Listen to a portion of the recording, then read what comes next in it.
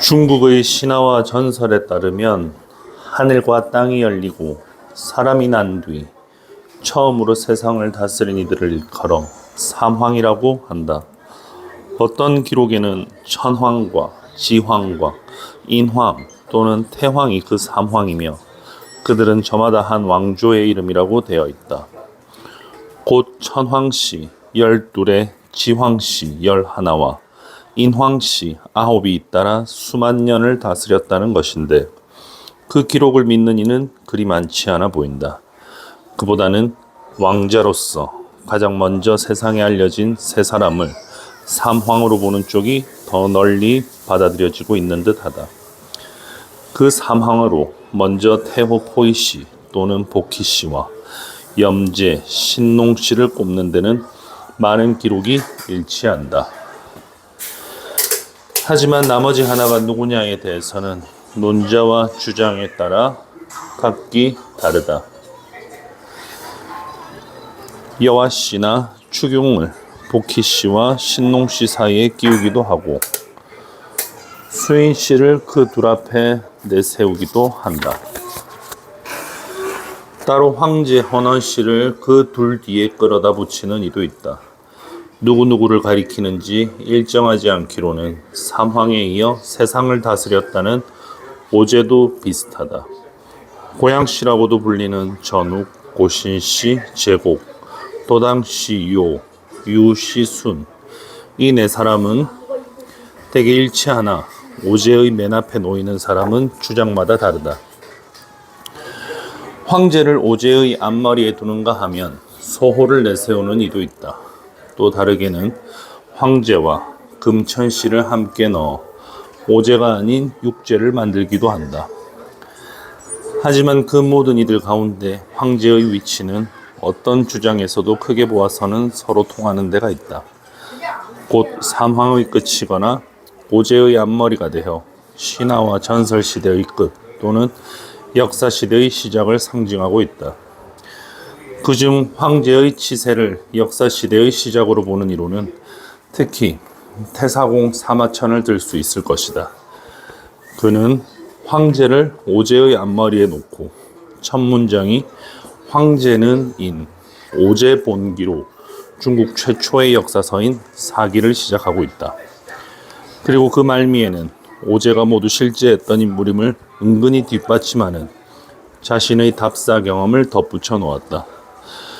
뿐만 아니라 사마천은 어디에 근거했는지 모르지만 황제를 시작으로 하는 고대 왕실의 계보를 세밀히 기록해 오제로부터 하, 은, 주를 그쳐 진에 이르기까지 모든 고대 왕국의 제왕들이 황제의 자손임을 밝히고 있다. 그의 사기에 따르면 한나라 이전까지의 중국 고대사는 바로 황제와 그 자손들이 펼치는 세계가 된다. 황제의 성은 공손이며 웅씨 혹은 헌원씨라 불리었다. 소전국 왕비 부보의 아들로 기록된 것으로 보아 작은 부족이지만 족장 또는 제후 가문의 출신이었던 것 같다.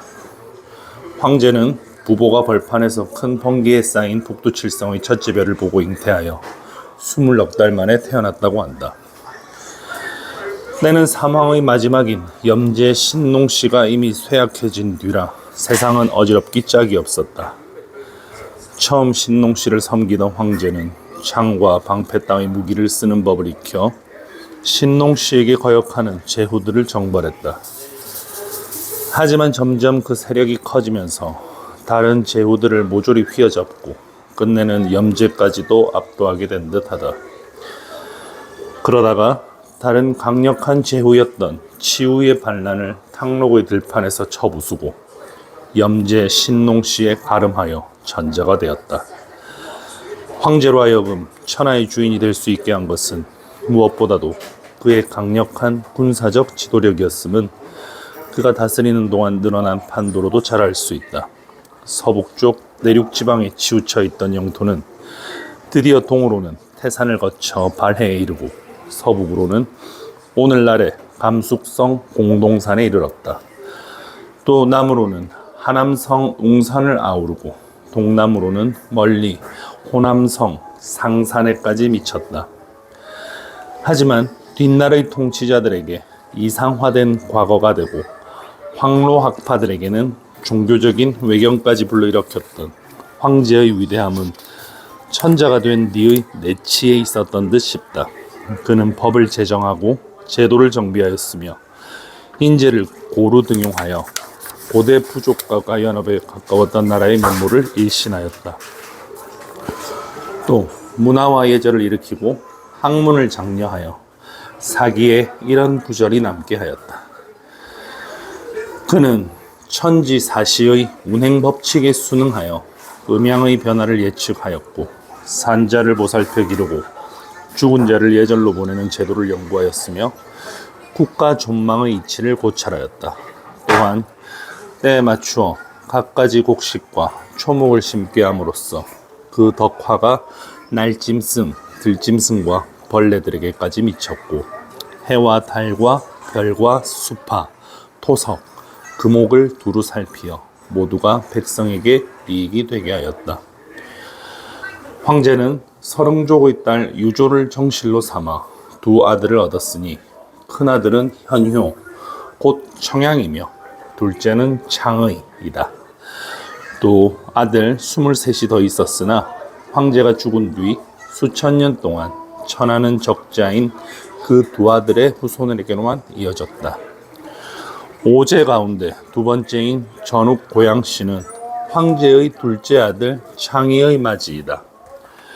전욱은 할아버지 황제가 죽자 뒤를 이어 제위에 올랐는데 군사적 정복에 특히 업적을 남겨 그의 시대에 오제의 판도는 다시 한번 크게 넓어진다. 북쪽으로는 지금의 하북성 북부와 요녕성 남부인 유릉에 이르고 남쪽으로는 벌써 교지에 이르렀다고 한다.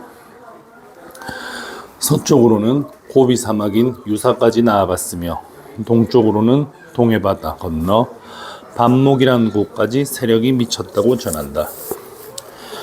전욱이 죽자 황제의 맏아들 현효의 손자인 고신이 제위를 이었다. 이가 곧 제곡으로 황제에게는 증손자가 된다. 제곡은 내치에 밝으면서도 매우 문화적인 통치자였던 것 같다. 그의 모습은 온화했고 덕품은 고상했으며 행동은 천시에 맞았고 차림은 여느 사람들이나 다름없이 수수했다. 또 제곡은 대지의 물을 대주는 사람처럼 은덕을 천하에 두루 공평하게 미쳤으므로 해와 달이 비치고 비바람이 이르는 곳이면 모두 그에게 복종하였다고 한다. 제곡은 진봉씨의 딸을 아내로 맞아 방훈을 낳았고 또 추자씨의 딸을 맞이하여 지를 낳았다. 제곡이 세상을 떠난 뒤 먼저 왕위를 계승한 것은 나이가 방훈보다 위였던 지였다.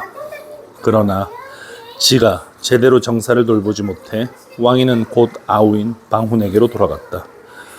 그 방훈이 바로 요임금 도당씨가 된다. 요임금은 하늘처럼 인자하고 신처럼 지혜로웠으며 사람들은 마치 태양에 의지하려는 것처럼 그에게 다가갔고 만물을 촉촉하게 적셔주는 비구름을 보듯이 그를 우러러 보았다고 한다. 이를 미루어 요의 시대에 이르러 다스림의 제도는 훨씬 정교해지고 예절과 문화는 한층 세련되었던 듯하다. 또 역법을 정확하게 하고 내 절후를 결정해 거기에 맞춰 농사를 짓게 함으로써 생산을 증대하였다. 그의 치세가 태평성대의 다른 이름이 되고 유가가 그들의 이상을 처음 그에게 걸게 된 것은 결코 근거 없는 일이 아니었던 싶다. 하지만 그 무엇보다도 요임금을 세상의 길이 기억하게 되게 한 것은 그가 채택한 선양이라고 하는 특이한 권력 승계의 방식일 것이다. 요에게는 아들 단주가 있었으나 불초하여 천하를 넘겨주기에는 모자라 보였다. 단주만 이득을 보고 세상 모든 사람이 손해를 보게 되는 일은 할 수가 없다. 요임금은 그렇게 말하며 따로 천하를 맡길 만한 어진이를 구했다. 그때 사방의 제후들을 나누어 관장하는 원로 대신들을 사학이라고 합니다. 사학이 입을 모아 추천한 이가 바로 순임금, 유씨 또는 우순이었다. 요임금이 순을 맞아들이고 그 사람됨을 시험한 과정은 유가들에 의해 각색되고 자세하고도 정감 있는 미담으로 전한다. 요임금은 두 딸 아황과 여영을 함께 순에서 시집 보내게 하는 그가 하는 양을 살피고 또 9 아들을 보내 순을 섬기며 배우게 하였다. 그리고 20년에 걸친 단련과 시험 끝에 순을 하늘에 추천하고 응거하였다. 흔히 순임금으로 불리는 우순의 이름은 중화이고 기주 사람이다. 이미 여러 대째 서민으로 살아가고 있었으나 그는 전후의 자손으로서 황제의 8세 손이었다. 그는 농부로부터 어부, 옹기장이, 장인바치, 등짐장사까지 두루 전전하며 어렵게 살았다. 그러나 어질고 슬기로워 20살에는 벌써 이웃이 모두 칭송하였고 30살에는 사학이 요에게 그를 추천할 만큼 이름이 천하에 널리 알려졌다. 순임금을 당대 사람들뿐만 아니라 후세의 유가들까지도 이상적인 성분으로 우러르게 한 덕목은 무엇보다도 효도와 우애였다. 어려서 어머니를 잃은 그는 눈멀고 어리석은 아비와 심술 사나운 계모 그리고 간악한 이복 동생의 음모에 걸려 몇 번이나 목숨을 잃을 뻔했다. 하지만 슬기와 재치로 간신히 목숨을 건진 뒤에도 지극한 효도로 무도한 부모를 받들고 변함없는 우애로 완악한 아우를 감싸 사람들의 감탄과 칭송을 샀다. 겸손도 순임금을 성인으로 받드는데 빼놓을 수 없는 덕목이었다. 순은 요임금이 응거한 지 28해 만에 붕어하자 요임금의 아들 단주에게 왕위를 양보하기 위해 남쪽으로 피해갔다. 그러나 제후들이나 백성들이 모두 단주를 버리고 그를 찾아오자 하는 수 없이 도성으로 돌아가 왕위에 올랐다. 순임금은 사람을 뽑아 쓰는 일에 오제 중 누구보다 공정하고 밝았다. 제국임금 때 일 잘했던 신하여덟과 전옥임금 때 일 잘했던 신하여덟의 후예를 모두 불렀었고 우, 고요, 설, 후직, 익, 팽조, 수, 용, 기 등의 대신들에게는 각기 정한 직분을 나눠주었다. 순수와 조회의 법도를 정한 것도 순임금이었다. 하지만 순임금은 징벌 또한 엄격하였다. 먼저 교만방자한 세력가들인 환두와 공공을 남북으로 내쫓고 반란을 일으킨 산묘와 치수를 그르친 곤을 동서로 귀양 보내 천하를 복종시켰다. 또 황제의 자손으로 사악한 짓을 즐겨한 혼돈과 금천씨의 자손으로 나쁜 말을 잘 꾸며대는 궁기와 전옥씨의 자손으로 미혹하면서도 완악한 도올과 신농씨의 자손으로 탐심이 많았던 도철을 멀리 변방으로 내쫓아 비록 명문가의 후손이라도 못된 무리는 나라 안에 살 수 없게 하였다.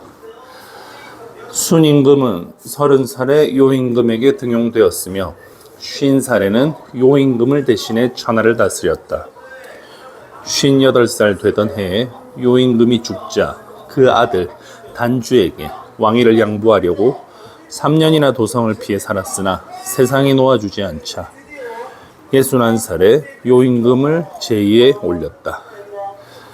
그리하여 문무와 예학에서 두루 빛나는 자취를 남겼는데 즉위한 지 39해 뒤 천하를 순수하다가 창호의 들판에서 숨을 거두었다. 순임금에게는 상균이란 아들이 있었지만 또한 천하를 이어받을 만한 재주가 못 되었다.